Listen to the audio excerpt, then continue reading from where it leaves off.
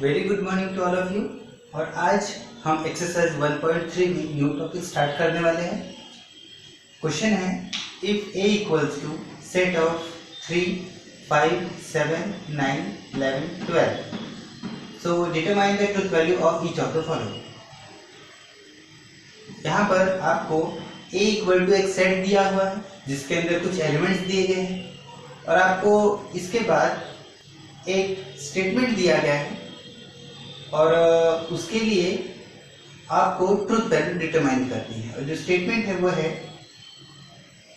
Statement बताने के पहले मैं आपको ये बताना चाहूँगा कि जो क्वांटिफायर्स होते हैं, जो स्पेशल सिंबल्स होते हैं, यहाँ लॉजिक में दो होते हैं जिनका यूज़ हम मोस्टली करते हैं। जो फर्स्ट जो सिंबल है, स्पेशल सिंबल, दैट इज जिसे हम क्वांटिफायर कह सकते हैं, ये फर्स्ट सिंबल है जिसे हम देयर एग्जिस्ट इस वे से पढ़ते हैं। और दूसरा, इसे हम एग्जिस्टेंशियल क्वांटिफायर, जी हाँ, एग्जिस्टेंशियल क्वांटिफायर के नाम से जानते हैं।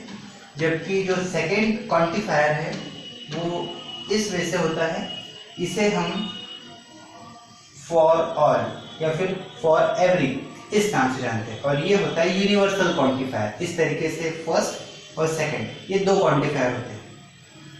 तो इनके बारे में जब हम एग्जिस्टेंशियल क्वांटिफायर की बात करते हैं तो इसके अकॉर्डिंगली एटलीस्ट एक कंडीशन तो भी सेटिस्फाइड होनी चाहिए, मतलब ट्रू होनी चाहिए, तब उसकी ट्रुथ वैल्यू टी निकलेगी। सेकंड है यूनिवर्सल क्वांटिफायर, जिसे हम फॉर ऑल कहते हैं या फिर रीड करते हैं।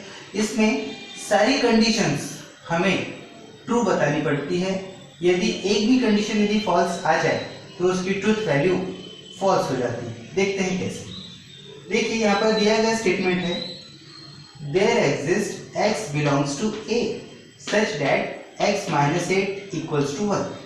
मतलब ये है कि जो ए सेट है जिसके अंदर 3, 5, 7, 9, 11, 12 ये सारे एलिमेंट्स प्रेजेंट है, तो there exist x belongs to a का मतलब ए सेट में कोई एक एलिमेंट तो प्रेजेंट होगा, एटलीस्ट एक से ज़्यादा भी हो सकता है, पर कम से कम एक, चाहे वो 3 हो, 5 हो, 7 हो, 9 हो, कि वो वैल्यू इस इक्वेशन में रखने पर उसका आंसर 1 आए, कम से कम एक वैल्यू। फॉर एग्जाम्पल, यदि इस यहाँ पर मैं x की जगह यदि 3 रखूँ तो 3 माइनस 8 माइनस 5 नो।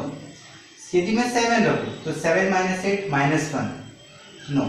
यदि मैं 9 रखता हूँ तो 9 माइनस 8 1, मतलब x की वैल्यू 9 लेने पर आंसर 1 आ सकता है।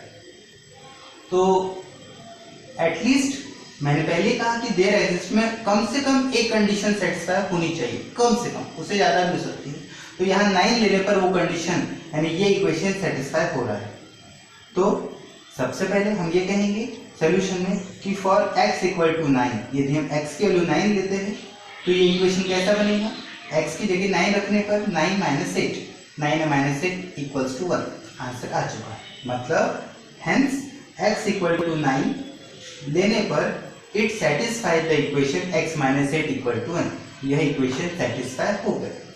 सो the given statement is true condition. और जैसे मैंने पहले कहा कि देयर एग्जिस्ट के केस में कम से कम एक कंडीशन ट्रू करना जरूरी है। और यहाँ ये स्टेटमेंट दिया गया स्टेटमेंट जैसे ट्रू हो जाता है तो इसकी ट्रूथ वैल्यू भी निकलती है t।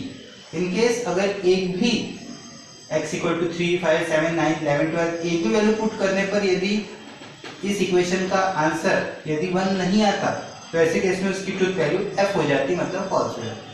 तो इस तरीके से हम दिए गए स्टेटमेंट के आधार पर उसकी ट्रूथ वैल्यू t है या फिर f है, हम डिटरमाइन कर सकते हैं। मुझे उम्मीद है कि ये क्वांटिफायर का ये टॉपिक आपको समझ चुका होगा, जिसमें आप और प्रैक्टिस कीजिए। और हम कुछ और प्रॉब्लम्स के साथ हम आपसे फिर मिलेंगे हमारे अगले क्लास में।